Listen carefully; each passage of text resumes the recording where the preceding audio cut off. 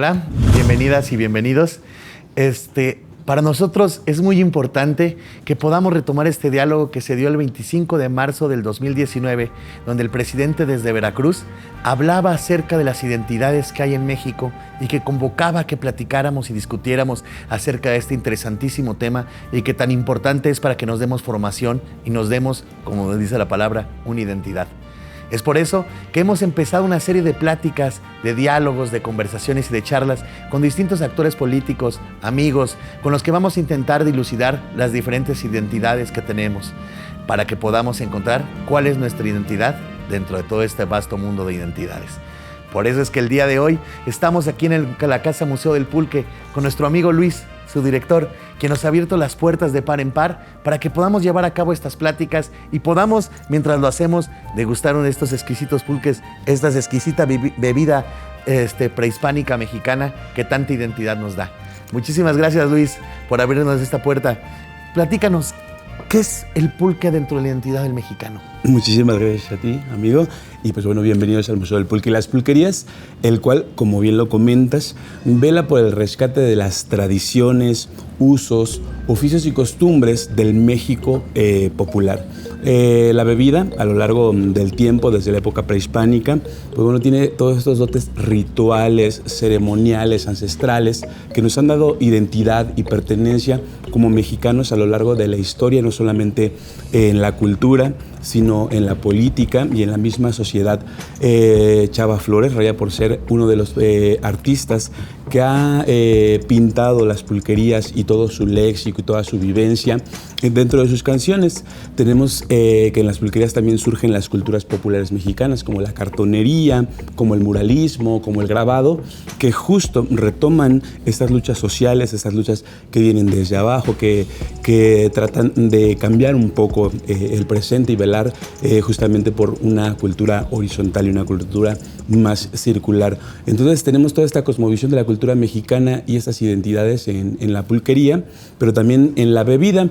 Es interesante que la bebida desde la época prehispánica tiene estos dotes femeninos, por ejemplo Mayagüel, que raya por ser la diosa o princesa del maguey y de la fertilidad de la tierra, le va dando todos estos dotes orgánicos, espirituales, y después Xóchitl viene a descubrir el aguamiel, que después descubrimos que en un proceso de fermentación pues ya se convierte en lo que conocemos ahora como pulque.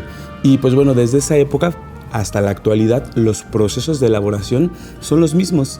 En cierto momento de la historia, pues trataron de regular el proceso y no funcionó porque le quitaba esta cuestión humana a la elaboración, ¿no? Se iba a convertir en una cuestión más industrial. Entonces se le iba a quitar todos esos dotes espirituales y humanos y artesanales que conocemos hasta entonces. Y pues bueno, eso también vela acerca de la añoranza de un pasado bonito, de estos tiempos en los que siempre el pulque nos remonta, ¿no? Pasa algo muy bonito acá, que cuando la gente viene, prueba el pulque y dice: mi abuelito lo tomaba, mi abuelito iba a la pulquería, me mandaba por él a la pulquería, o mi papá lo consumía, o gracias a mi papá yo conocí el pulque, etcétera, etcétera. Y pues bueno, todas estas identidades y todas estas historias en esta preservación de la memoria viva es que el Museo del Pulque y las Pulquerías surge para también desmitificar a la propia bebida, ¿no? Recordemos que a lo largo de la historia pues el pulque ha sido golpeado de manera peyorativa con algunos mitos que pues lo atacaron acerca del consumo, no solamente la producción, sino que a la gente que lo consumía, pues bueno, era denotada con ciertos aspectos sociales, ¿no? Entonces tratamos nosotros de, con los procesos fidedignos de la elaboración de la bebida, y reconocer y rescatar toda esta convergencia de culturas populares que nos dan identidad hasta ahora, pues que las nuevas generaciones conozcan toda esta parte y también tengan una resignificación acerca de sus costumbres y sus tradiciones. A veces las nuevas generaciones buscan su identidad y su pertenencia en otros ejes, en otras geografías, en otras culturas, y se pierden de estos saberes, ¿no? Porque también a veces no velamos por la divulgación de los mismos. Justamente tocas este punto importantísimo porque pues los de mi generación en un momento vimos perdidas las pulquerías, eran muy pequeñas, eran una cosa incluso hasta exótica, ¿no? O sea, increíblemente en el país de origen era dificilísimo cuando habíamos tenido una industria súper bollante, ¿no? En finales del 19, principios del 20, que me parece que es cuando llega como a los más altos puntos de venta, ¿no? De contribución, y de pronto estuvo a punto de perder. ¿Qué hubiera pasado, mi querido Luis, si hubiéramos perdido esto? ¿Qué hubiera pasado con la identidad del mexicano de que hubiéramos llegado a la extrema desgracia de haber perdido esta bebida ancestral? Pues qué bueno que tocas el tema, porque justamente en esa época la industria magueyera y pulquera, de la mano de Ignacio Torres Adalid, que es el rey del pulque, su compañía... Aquí cerquita vivía, ¿no? Acá en la Casa Rivas Mercado, ahí vivía su cuñado, el arquitecto Antonio Rivas, que estaba casada con Torres Adalid, ¿no? Su hermana Juana Rivas, que por cierto tenía en su casa enfrente de Bellas Artes, y en la esquina donde ahorita está, me parece, una librería Porrúa, ahí estaba una pulquería llamada La Dama de las Camelias, que era la pulquería predilecta del rey del pulque. ¿Por qué le decían el rey del pulque? Porque tenía más de 600 pulquerías en la Ciudad de México y 34 haciendas en todos los llanos de Apan, que Hidalgo, Tlaxcala, Puebla y parte del Estado de México. Entonces, imagínate. Si él tenía 600, ¿cuántas había en la Ciudad de México? Pues, la verdad, yo creo que más de 1000 y tantas. Pero justamente su compañía ya oscilaba en la Bolsa Internacional de Valores. Entonces, no solamente ayudó para el desarrollo de las vías de comunicación y algunas otras cuestiones para el entonces Distrito Federal, sino que también dio mucho apoyo y trabajo a estos oficios que pues eran populares. A veces nos comentamos, bueno, hay escuelas para cualquier oficio, pero no hay una escuela, o hay pocas escuelas que velan justo por el rescate de los oficios populares. Si esos saberes no se divulgan y las nuevas generaciones no los resignifican y se apropian de ellos, pueden morir esos oficios tradicionales, ¿no? ¿Y qué hubiera pasado? ¿Pasa algo o no pasa nada? Pues a lo mejor ya no tendríamos la calidad de pulque que tenemos, ya no tendríamos los curados que tenemos, ya no tendríamos toda esta floritura que es ahora el pulque, y pues a lo mejor ya no quedarían magueyes tal vez, ¿no? Porque la gente ya no tendría razón de sembrarlos si ya no hubiera consumidores, ¿no? Entonces, que un día platicábamos de eso, ¿no? De la extinción del burro, por ejemplo, sí, que el burro se está extinguiendo, ¿no? Y una cosa que era tan común para nosotros. ¿Cómo surgen las pulquerías en la Ciudad de México?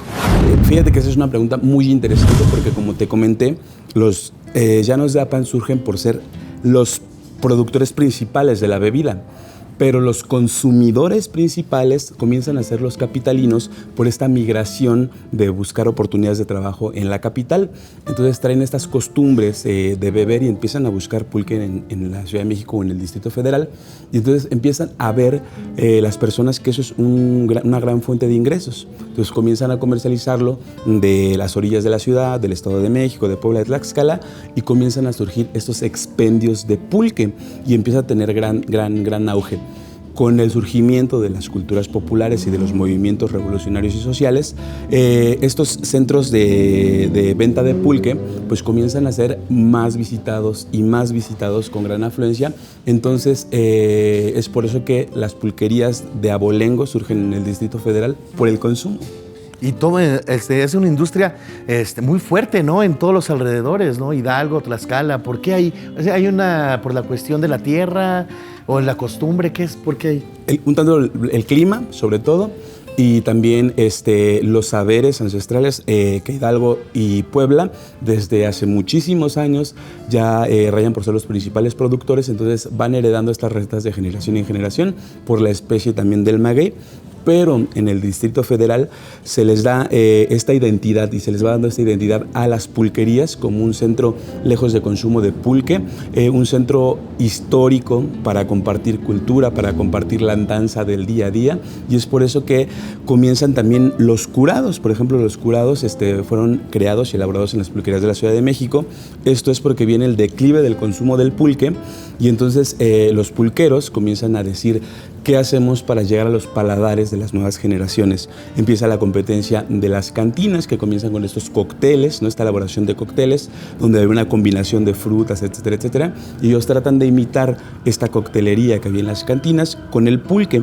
Y se dan cuenta, y de hecho algunas recetas actualmente de los curados, pues surgen también de recetas de las cantinas, ¿no? También un vestigio de la elaboración de los curados es en la época prehispánica, cuando viene la conquista. Los españoles le tienen tanta aversión a la bebida que la tiraban, cualquier líquido blanco, ¿no? Entonces, para seguir consumiendo, la pigmentan con semillas o vegetales que tenían a la mano, como el cacao, el chile, el maíz, y de ahí también surgen los curados que después, años después, serían parte de lo que le da identidad a la pulquería en el centro de la Ciudad de México. Y esto, hay historias, ¿no? Que sobre todo los que son de aquí de la Ciudad de México, que se acuerdan de que los mandaban por el pulque, ¿no? Y que en el transcurso ellos les daban aguamiel, ¿no? Siendo niños ellos tomaban su aguamiel y llevaban el pulque para las fiestas, pero era una tradición. O sea, no solo es la bebida, sino todo lo que conlleva, ¿no? Lo social. Otra de las cosas que hemos platicado que me encantaría que nos dijeras son todos los juegos que hay dentro de las pulquerías. Claro, no solamente era el consumo para tomar, sino también era para la gastronomía. Entonces nos cuentan también que, por ejemplo, las tortillas las bañaban primero en pulque y ya después las calentaban. Varios guisados usaban como base el pulque. Y pues bueno, hablando de los juegos y todo este jolgorio y de este júbilo en las pulquerías, tenemos la rayuela, que es un juego es una tabla que tiene un centro con la medida específica de cierta moneda, que por cierto se juega a ochos. Y en las pulquerías surgen también muchos dichos que a lo mejor tú recordarás. Por ejemplo, ¿has escuchado el dicho de ¿te aventaste un ocho? Que cuando dicen te aventaste un ocho es como te aventaste una puntada espectacular.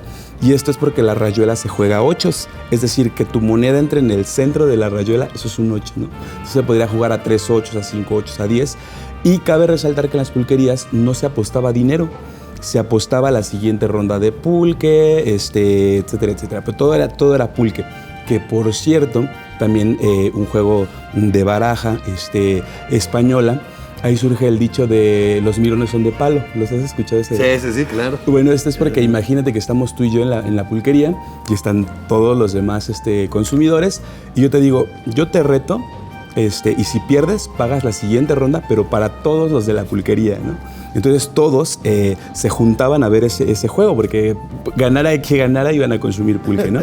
Entonces ahí surgen los mirones son de palo debido a que, pues bueno, todos estaban viendo el juego, ¿no? Y esos son los dos juegos emblemáticos o representativos. Oye, de las pulquerías. A lo largo de estas entrevistas que estemos nos tienes que poner esos juegos a los invitados. Sí, claro. Tenemos que enseñarnos a volver a jugar eso. Y fíjate que la rayuela en los años 60 y 70 tiene una transformación. Llega a la época burlesque o cabaretera en el Teatro de la Ciudad de México y hacen una rayuela con un resorte abajo que se mueve imitando los movimientos de cadera de la actriz La Tongolele. Entonces surge la rayuela Tongolele, ¿no? Que tiene un resorte y que además tiene un grado de dificultad mayor.